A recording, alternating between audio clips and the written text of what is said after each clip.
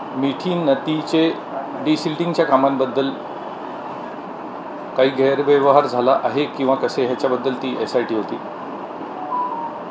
आणि ह्या SITनी डिसिल्टिंगच्या प्रक्रियेचा पूर्ण अभ्यास करून EOWच्या अधिकाऱ्यांनी त्याच्यात एक्सटेन्सिव्हली फील्ड विजिट्स देऊन आणि जे काही डॉक्युमेंटेशन अवेलेबल केलं गेलं त्याचा पूर्ण अभ्यास केला.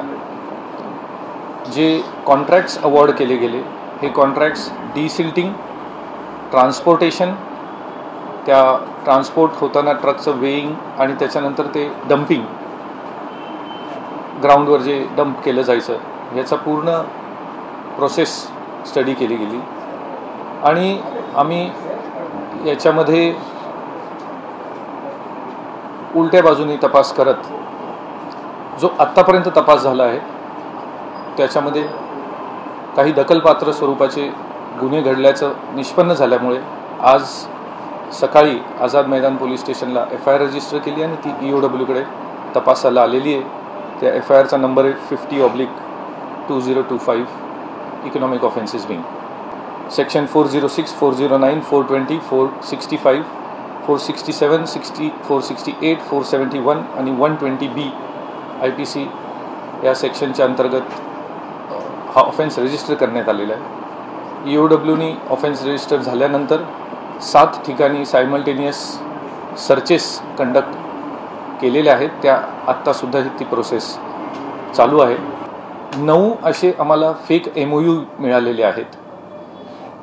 जे MOU कॉन्ट्रॅक्टर्सनी सबमिट केल्यानंतर त्याच्यावर बिलं पास झाले आणि त्या कॉन्ट्रॅक्टरनी आपला मोबदला घेतलेला आहे. परंतु ज्यावेळी फील्डवर व्हिजिट केली गेली अनेक MOU ज्या माणसाची जमीन आहे त्याचे सह्याच नाही आहे. काही MOU असे आहेत ज्यामध्ये ज्या माणसाची जमीन आहे तो ओनर आहे आणि त्यांनी सांगितले ना त्यांनी कुठला MOU सही केलेला आहे ना अशी कुठलेही MOU त्याच्याकडनं घेण्यात आलेला आहे. म्हणजे त्याच्या फेक सिग्नेचर्स तिथे टाकण्यात आलेले आहे. काही याच्यात मयत व्यक्तीचा देखील एक MOU आम्हाला मिळालेला आहे. तर असे हे 9 फेक MOU ज्या 5 कॉन्ट्रॅक्टर कंपनीजनी दिलेले आहेत. Acute design, Kailas construction, NA construction, Nikhil construction, JRS infra हे ॲक्युज्ड आमच्या केसमध्ये आहेत.